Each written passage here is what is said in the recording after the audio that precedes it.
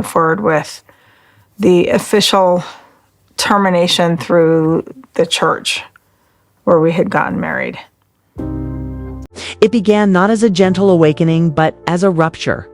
A fracture in the air of a courtroom that had been lulled into the comfort of repetition. A place where testimonies had become routine and stories had been diluted into legal jargon. But when Mary Brown stood, there was nothing routine about it, because the silence she shattered was centuries deep. The silence that had smothered women, the poor, the unseen, the unprotected. The silence that courts and institutions had feasted on. And with her rising, it became impossible to deny that history itself was stirring. That this was not a single woman moving her feet across polished wooden floors, but generations of stifled voices suddenly surging into visibility. And in that instant, every face in the room turned as though dragged by gravity, as though some force beyond comprehension had ordered their eyes to bear witness. And they looked upon her not as an ordinary witness, but as a storm given flesh, a reckoning long overdue, a presence that refused to be boxed into paperwork or filed into evidence folders. Because what walked toward the stand was not just Mary Brown the individual, but Mary Brown the symbol. Mary Brown, the collective cry of all those whose truth had been buried under the arrogance of power. And though her steps were measured, though her face betrayed neither rage nor panic, the walls themselves seemed to bend. The air itself seemed to swell, and even the judge, cloaked in the authority of the robe, leaned slightly forward as though anticipating a disruption that his gavel could never silence. Because deep down, everyone in that chamber already understood. Nothing about today would be ordinary. Nothing about today would be safe. Because the truth Mary carried was not designed to fit neatly into the controlled theater of law. It was a truth that would expand until it broke the frame.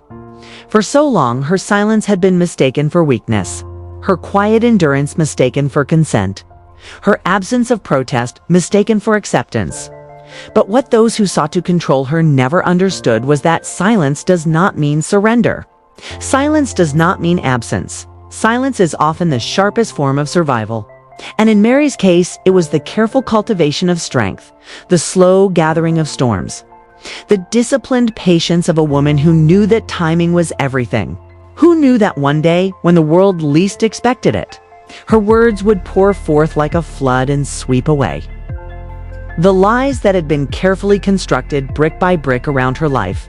And now, here she was, her silence broken not by accident, but by choice. By a deliberate, irreversible choice to take back what had been denied her. To turn her trembling hands into instruments of defiance. To transform her voice into something so undeniable that even those who had dismissed her would feel it in their bones. The murmurs that rippled across the courtroom could not disguise the unease that settled over the defense. The tightening of jaws, the nervous shuffling of papers, the way their eyes darted from her to one another as if silently calculating whether the lies they had rehearsed would hold against the storm that was about to arrive. Because even before she spoke, Mary had already shifted the balance. Even before a single word left her mouth, they all knew that their comfort was ending.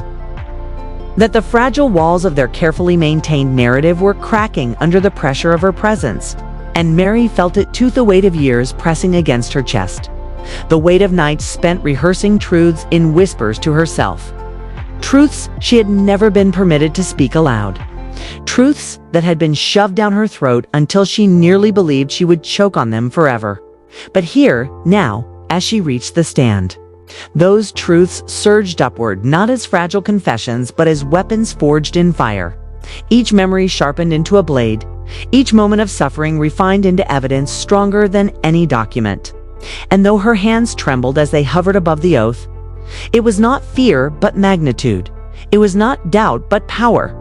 It was the trembling of a mountain before it erupts. The trembling of something vast and unstoppable preparing to break free. And when she placed her hand down to swear, the air seemed to split with an unspoken declaration. This is no ordinary testimony. This is reclamation. This is resurrection. This is the voice of a woman who refuses to be erased. For even as the oath settled and the courtroom waited in breathless anticipation, Mary's very presence was already undoing the carefully woven net of deception that had been spun around her for so long. And deep inside, she understood the paradox of this moment, that while she stood there as one woman, the weight she carried was immeasurable. For within her was not only her own story, but the stories of countless others who had been silenced, dismissed, and disbelieved. And as she prepared to speak, she was not simply voicing her own pain, but carving a pathway for others who had never been allowed to stand in her place. The quiet hum of the fluorescent lights seemed louder than usual. The scrape of a pen against a notepad seemed almost intrusive. And yet beyond these small interruptions stretched an immense silence. A silence that was not oppressive this time, but anticipatory. The silence of a world holding its breath. The silence before thunder strikes. Her eyes scanned the room not with arrogance, not with vengeance, but with a steadiness that seemed to strip away every layer of pretense, that seemed to pierce through the polished surfaces and expensive suits, reaching down into the marrow of those who watched, unsettling them with the sheer force of her unspoken message that the truth they had avoided, evaded, denied, and buried was now alive in this room. And no strategy, no objection, no smirk of superiority would be able to silence it again. Her chest rose and fell in deliberate rhythm, as though she were aligning her body with the rhythm of history itself, as though each breath was drawing strength from those who had come before her, from the women whose cries had gone unheard, from the men who had been crushed under the heel of power, from the forgotten whose names had faded from record books, but whose spirits were alive in this moment of defiance.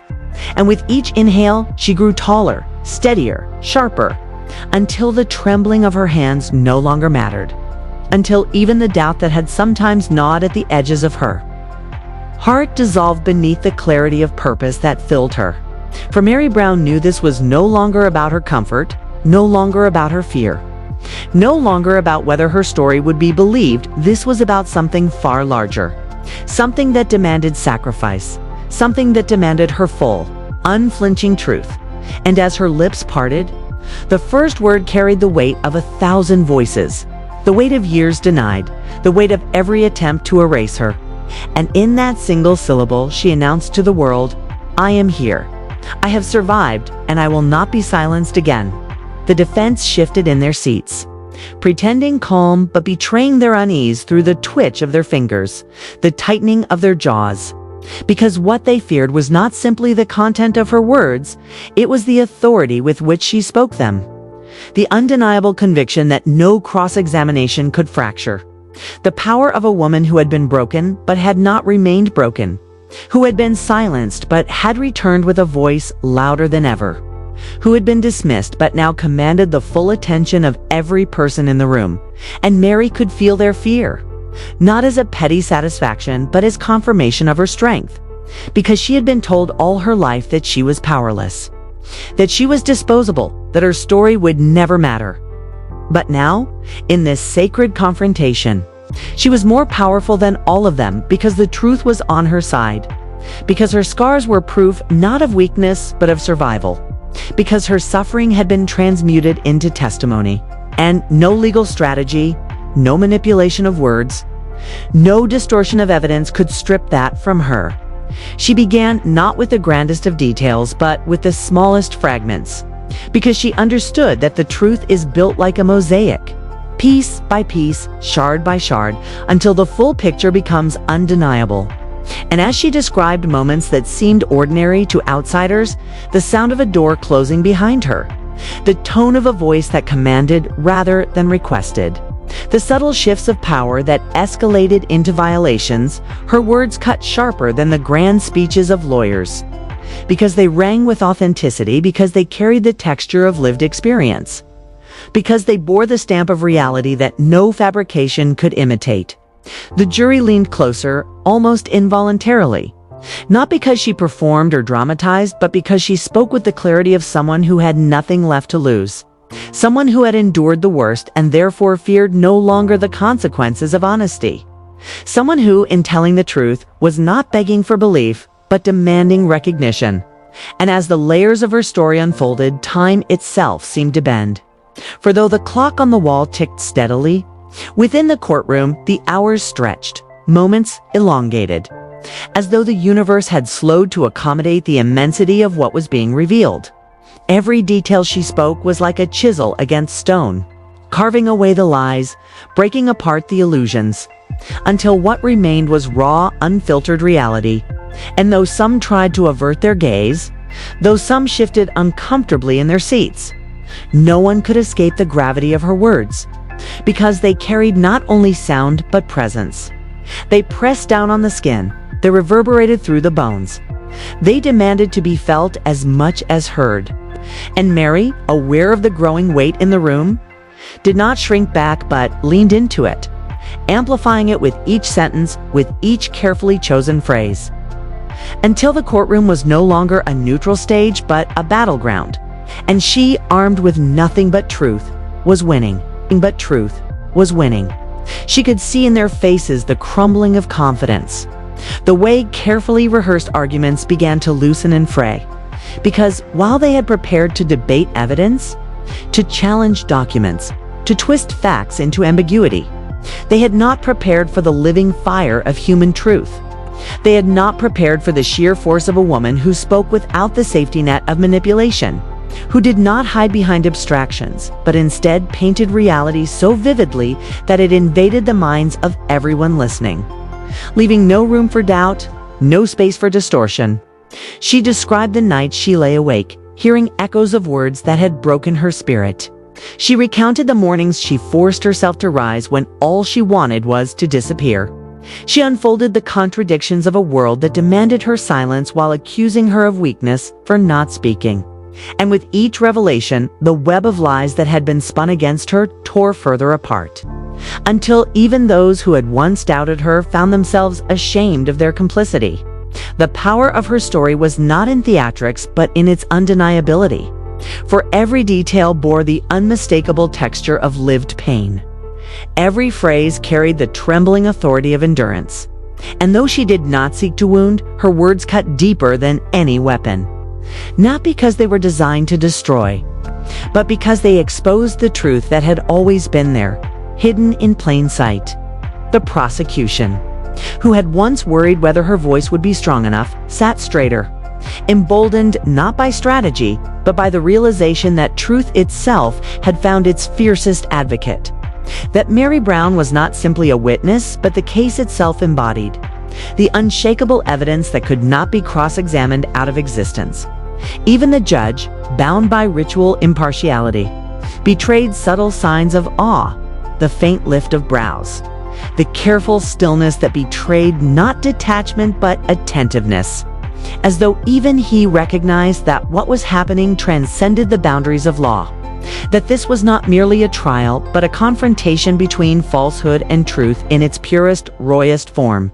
And Mary, though aware of all eyes upon her, spoke not to please them, not to persuade them, but to free herself, to reclaim the dignity that had been stolen, to lift the weight that had sat on her chest for too many years.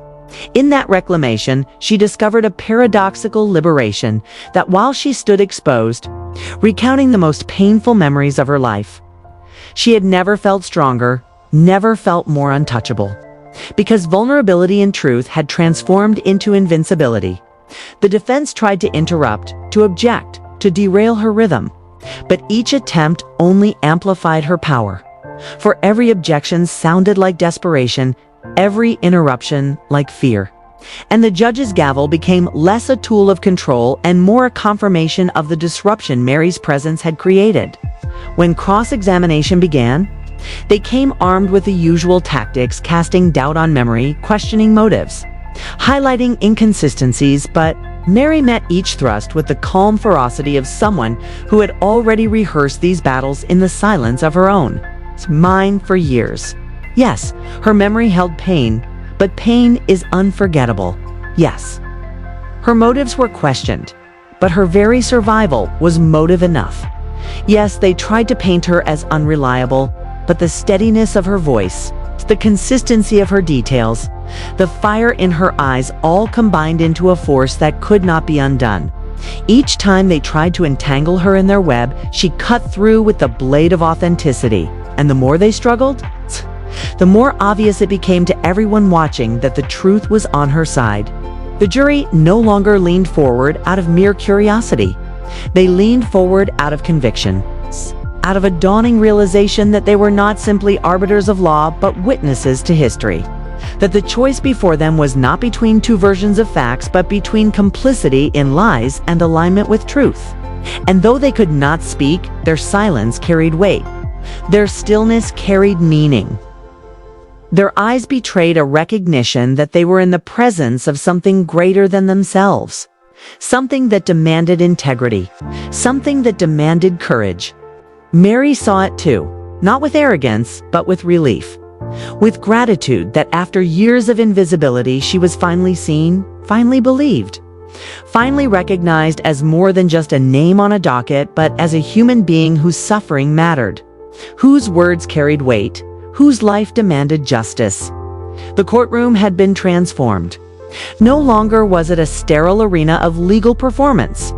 It had become a sacred chamber where the truth had been resurrected, where lies had been stripped bare, where even the walls seemed to hum with the energy of revelation. And as Mary's testimony reached its crescendo, as she laid bare the final pieces of her truth, the silence that followed was not emptiness but fullness, not absence but presence. The silence of a room that had been changed, that could never return to what it had been before. Mary Brown sat back not as the same woman who had entered the courtroom, but as someone reborn.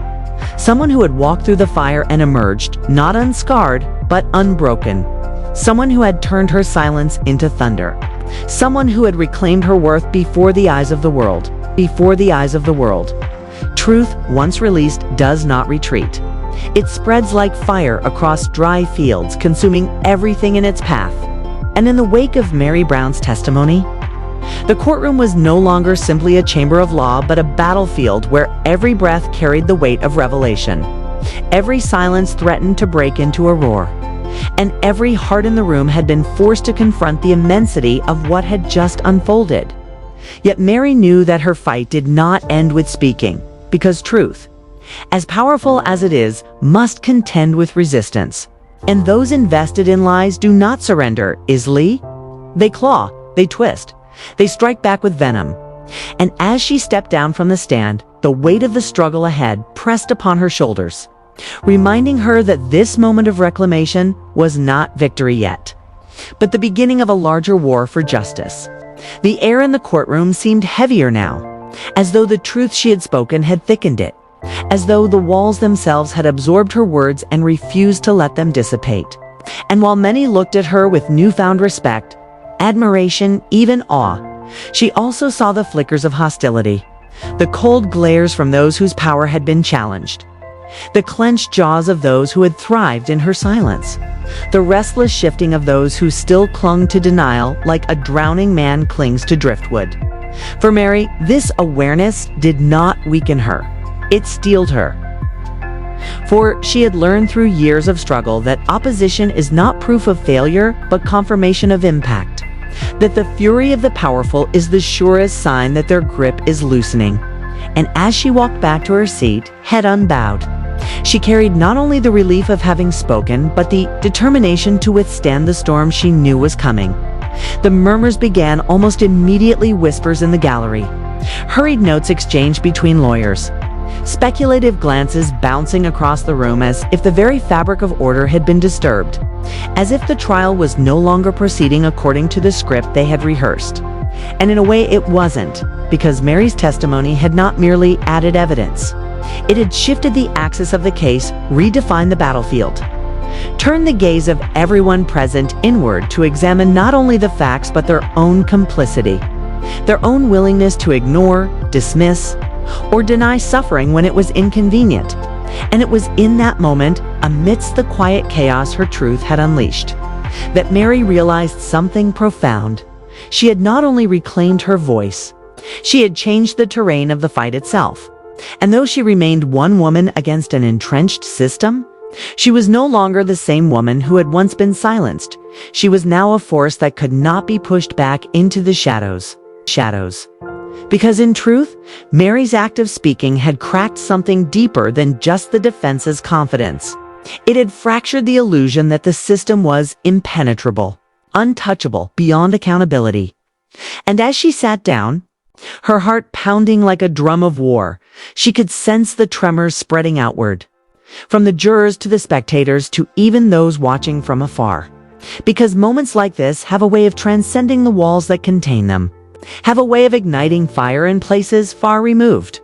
And though her words had been confined to the courtroom, their echo traveled into the hearts of all who heard them, planting seeds of doubt where lies had reigned, planting seeds of courage where silence had suffocated.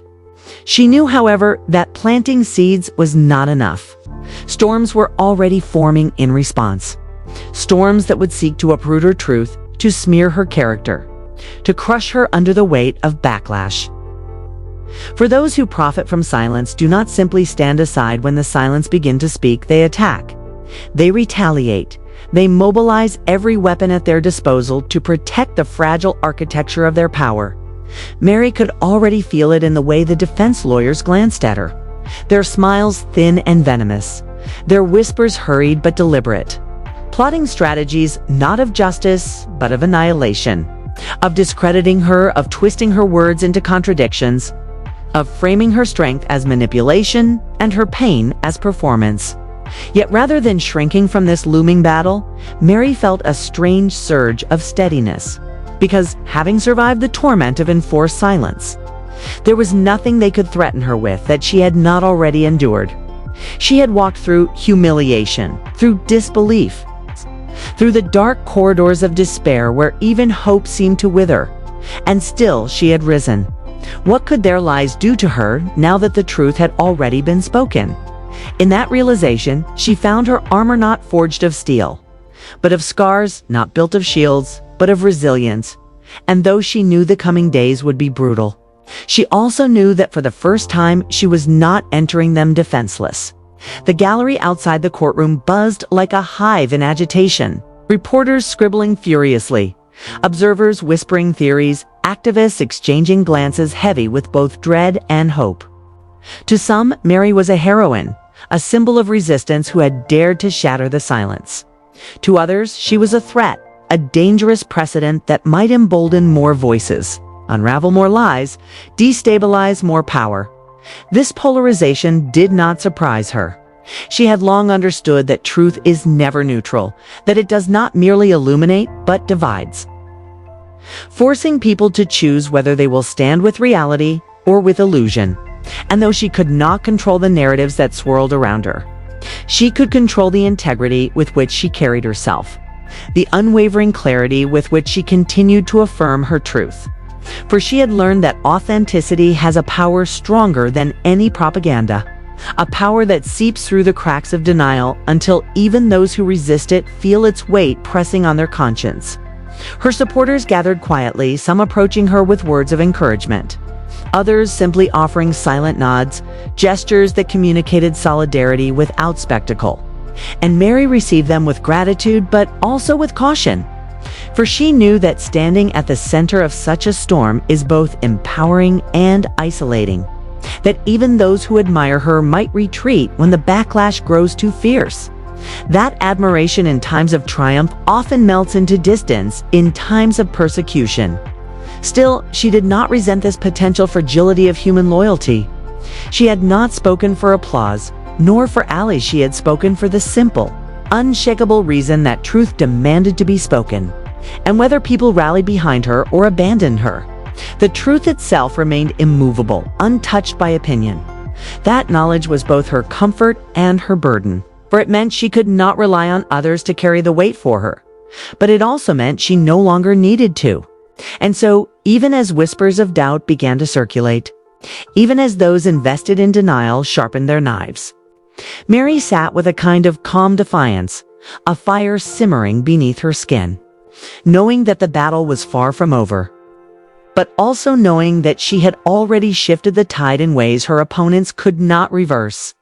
Because once the truth has been heard, it cannot be unheard, and once the silence has been broken, it cannot be reimposed with the same suffocating strength.